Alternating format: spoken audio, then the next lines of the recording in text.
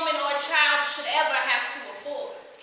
The price of freedom in Mississippi was a silent cost. Silent tears shed by men and women as they pressed toward freedom. The price of freedom in Mississippi was a righteous cost. The very lives of men and women were given freely as they pressed toward freedom. The price of freedom in Mississippi is, and was, and will continue to be a necessary cost that we cannot be afraid to pay. Without struggle, there can never be progress. So, let freedom reign throughout the past, the present, and the future. Let freedom reign through the past. Margaret Walker, for my people. For my people everywhere, singing their slave songs repeatedly, their dirge and their ditties and their blues and jubilees, praying their prayers nightly to an unknown God, giving them Ensemble to an unseen power. For my people, lending their strength to the years, the gone years, the now years, the maybe years, washing, ironing, cooking, cleaning, sewing, mending, plowing, hoeing, patching, digging, dragging along, never gaining, never reaping, never understanding, and never knowing.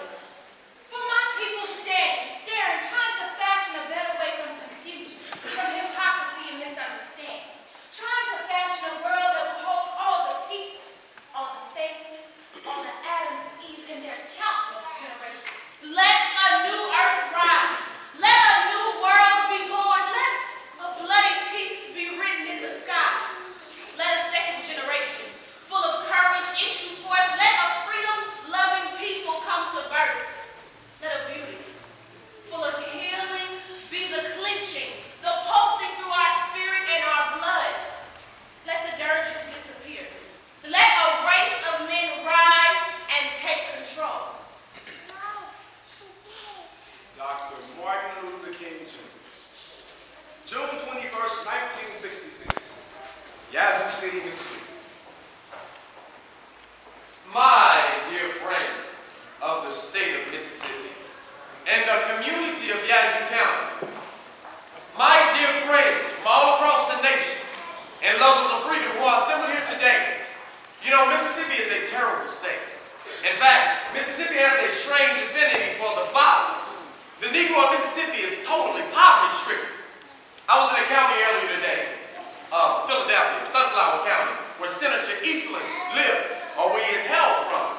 And the median income for a Negro in that county is $443 a year.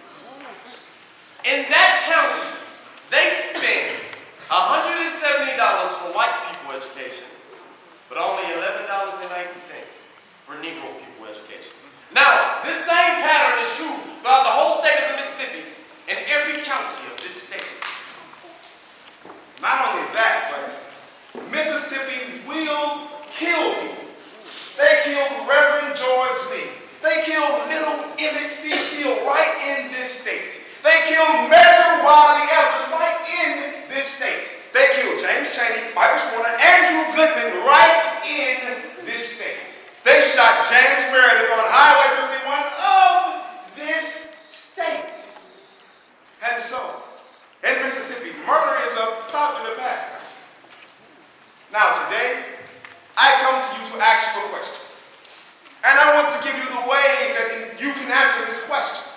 The question I ask you today is, what are you going to do about it? What are you going to do about these terrible injustices engulfing this total state? Now, there are three things you can do, and I do want to know which one you're going to do. So, one thing you can do is sit down and do nothing about it. Resign yourself to the fate of oppression. Give in. Get complacent. Adjust to segregation and discrimination and violence and hatred. Some Negroes have dealt with it that way. Some different. Some have become Uncle Toms and nervous Nellies. Others have just decided that the problems are so big and the mountains so high and the valleys are so deep that they aren't going to deal with it. And so they end up adjusting. And you know how some Negroes get when they adjust. They adjust so well to segregation that if through an executive order that was seriously enforced, we could end segregation tomorrow morning by 9 o'clock. 20 years from now, some of those same Negroes still find themselves going to the back. You know, we get just like that. We adjust. We adjust to being down, but this isn't the right way. We can't be stopped.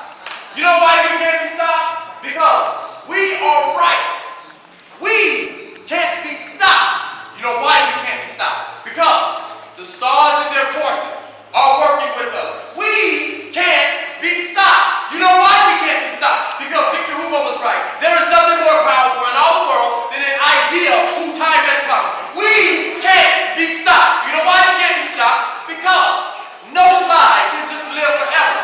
We can't be stopped. You know why we can't be stopped? Because truth crushed to the earth will rise again. We are going to win. We are going to win right here in Mississippi.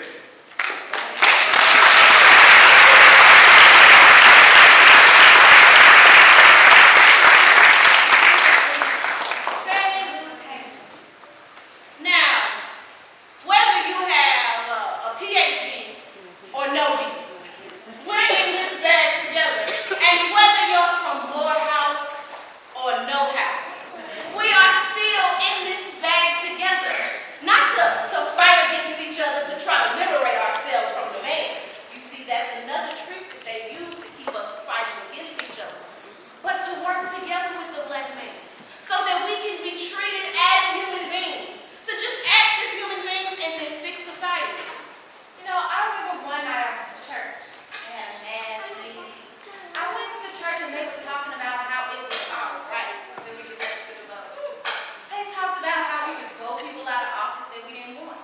We thought that was crazy, that you just vote them out. It sounded interesting enough to me that I wanted to try it. I had never heard until 1962 that black people could register and vote. When they asked for people to raise their hand who wanted to go down to the courthouse next morning, I raised mine, had it as high as I could get it. Now you think that I had any sense, I'd have been a little scared. But I figured, what's the use of being scared? The only thing they could do was kill me, and it felt like they had been trying to do that a little bit at a time ever since I could remember. Nobody's free until everybody's free. Let freedom ring through the present.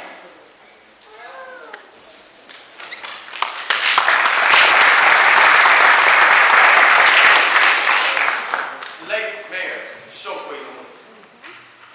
Mayors don't typically find themselves doing the things that we are trying to do. On the other hand, revolutionaries don't typically find themselves as mayors.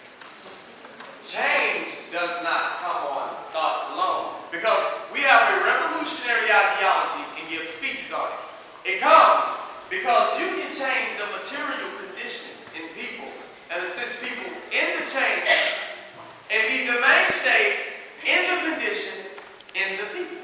So, how do we achieve that? That is a real challenge for us.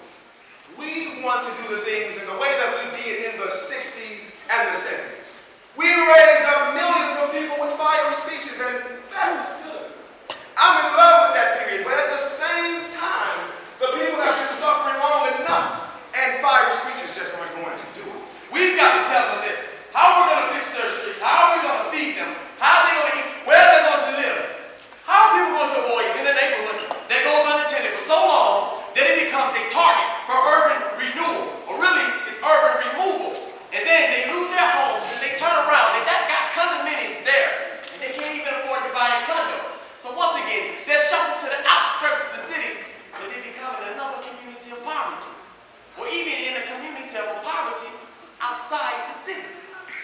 How are the kids going to get a real education as opposed to just going to school and being on the pipeline to prison? These are the material things that we have to change. Now that's an exploration process, and it doesn't require any less knowledge or commitment to the ideals that we started off with, but it requires the ability to translate the message in ways that people can understand and can become parts of and can teach us. We have to understand the language of the people. We are the people.